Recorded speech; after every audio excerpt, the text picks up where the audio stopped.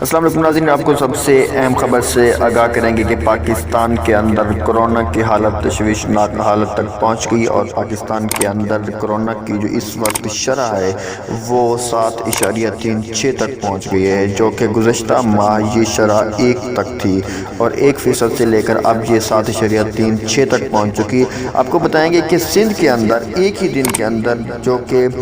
20% سے 29% تک یہ شرح پہنچ گئی، لیکن یہ بتایا جا رہا ہے کہ سندھ کی گورنمنٹ ابھی تک کسی بھی قسم کے اسکول یا کالجز یا پھر ان تعلیمی اداروں کو بند کرنے کا کوئی بھی فیصلہ نہیں کر رہے۔ اس کی وجہ یہ بتائی جا رہی ہے کہ ان کے لانگ مارچ کی وجہ ہے، تاہم ابھی تک سندھ کے وزیر اعلیٰ صاحب NCOC کے آنے والے فیصلے کا انتظار کر رہے ہیں۔ تاہم پاکستان کے اندر جو مکمل طور پر پورے پاکستان کے اندر شرح ہے وہ 7.36 تک پہنچ چکی ہے اور NCOC کی میٹنگ اگلے ہفتے اس کے لیے بلائی جانے والی ہے کہ تعلیمی اداروں کو بند کیا جائے یا پھر کھلا رہنے دیا جائے یا اسمارٹ لاک ڈاؤن کی طرف جائیں یا پھر ویکسین کی بوسٹر ڈوز لگوائی جائیں۔ آپ کو یہ بھی بتائیں گے کہ بوسٹر ڈوز کے لیے بھی ایج کو اب بڑھا دیا گیا ہے، اب اس ایج کو 18 سال تک کر دیا گیا ہے۔ جنہوں نے 6 ماہ ہو گئے جن کو کرونا کی ویکسینیشن کروایا ہوئے وہ اب 18 سال سے اوپر والے سارے